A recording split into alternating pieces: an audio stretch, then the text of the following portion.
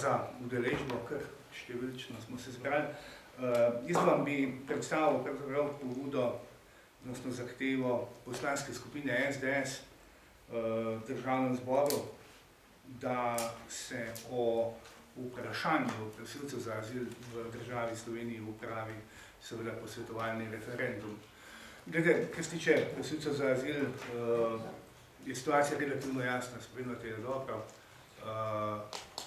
Po celi Sloveniji pravzaprav imamo s tem take in drugačne težave. Tudi ljudje se mi zdi, da so kar razdeljeni od podpor prosilcem za azil do seveda nasprotovanju.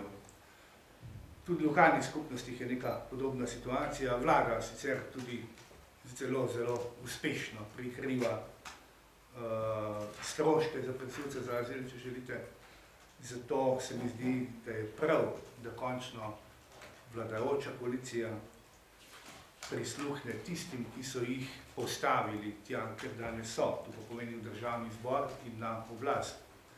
Namreč tisti naj torej odločijo, kako bo zakonodaja na tem področju v Sloveniji. Gre torej za referendum posvetovalne narave, ki je prepisan v 26. členu Zakona o referendumu in ljudski iniciativi. Postopek je tak, da državni zbor sprejme odlok o razpisu referenduma posvetovalne narave, kot sem rekel, in potem seveda do referenduma pride.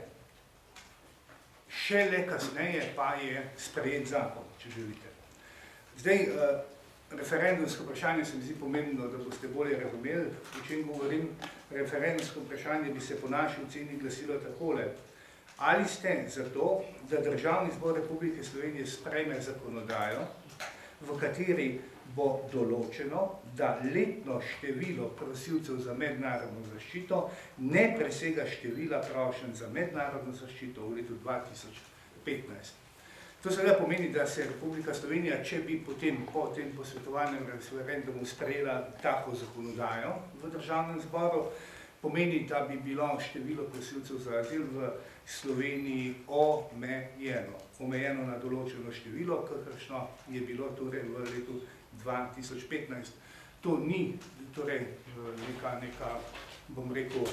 neko tako stanje, kot je v nekaterih drugih državah, ki prosilcev za azil recimo sploh ne sprejemajo. Toliko na zelo kratko, verjamem pa, da bomo prišli do te situacije, da bo Državni zbor, kot sem rekel, sprejel tak odlok in da bo referendum seveda razpisan. Vkolikor poslanci vladajoče koalicije tega ne sprejmejo, se mi zdi seveda situacija taka, da delujejo v okoliščinah, kakršne so zdaj, te pa so precej turbulentne, z tega vidika, da imamo vendarle skupine ljudi, ki so za, recimo, neomejeno število prosilcev za azil, skupine ljudi, ki so proti, in prav je seveda, da ljudje na referendumu zelo jasno povedo, kaj naročajo tako rekoč vladajoči politiki. Toliko z moje strani, verjetno bojo kakšna vprašanja. Če bi kakšno vprašanje, kar prosim. Zanima me, zakaj referendum o človekovih pravicah, vemo, da pač po razni zakonodaji je pravica do azila na osnovi človekovih pravic, zakaj posvetovalni referendum, če ta potem tudi ni nujno zavezujoč, ali ni potem torej spet samo to nabiranje političnih točk po zgledu Madžarske očitno? Ne, glede, ne gre za referendum o človekovih pravicah. To je prva zadeva. Referendum, vi ste verjetno malo mešali, referendum, ki je predpisan v 90. členu Ustave, tam se je direktno tudi določeno, da o človekovih pravicah ni mogoče odločati. Gre za referendum po 26. členu Zakona o referendumu in ljudski iniciativi. Zdaj, gledajte, vi boste komentirali tako, kot boste komentirali. Jaz pričakujem seveda, da bo večina rekla, da gre za nabiranje političnih točk, za mene in za stranko, ki jim pripadam, in kar se tiče tega predloga, je situacija relativno jasna. Ljudje morajo odločati. Ljudje naj odločajo o vprašanjih, kjer se vladajoča politika očitno izogiba in pripravlja rešitve, ki so v nasprotju, po našem mnenju, z večinskim mnenjem državljanov Republike Slovenije. Še kakšno vprašanje? Kolikšna večina je potrebna za odločitev v Državnem zboru? Navadno. Imate mogoče še od kakšne druge stranke namig zagotovilo, recimo, da bi to tegnili podpreti, to pomeni 46 glasov? Ne, jaz mislim, da v tej fazi nismo iskali, bom rekel, nekih posebnih podpornikov temu našemu predlogu. Kaj pa navdih je pa to kaj madžarski primer?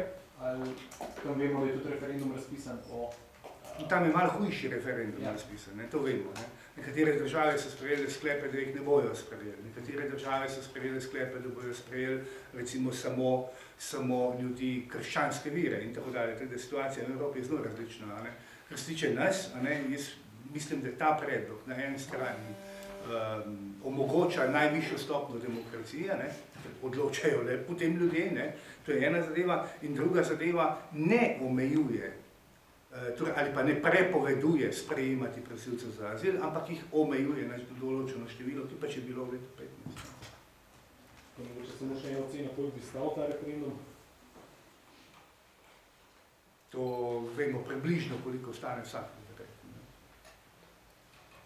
O tem ste tudi poročali. Ampak zdaj ste rekli, da ste pred sprejemom zakonodaje, danes je že o tej azilni zakonodaji že tretja obravnava, če se ne motim. To se pravi, ne izključuje eno drugega ali kako? Ne izključuje. Vprašanje se glasi, ali ste za to, da državni zbor sprejme zakonodajo. In če bi referendum, torej najprej mora do njega priti, druga zadeva je jasna, da če referendum, da potem mora državni zbor ali zdaj, bom rekel, spremeniti zakon na tem področju, najverjetneje prav ta zakon o mednarodni zaščiti, v katerega bi pač vnesel to določilo, da je maksimalno število tako, kot je bilo v letu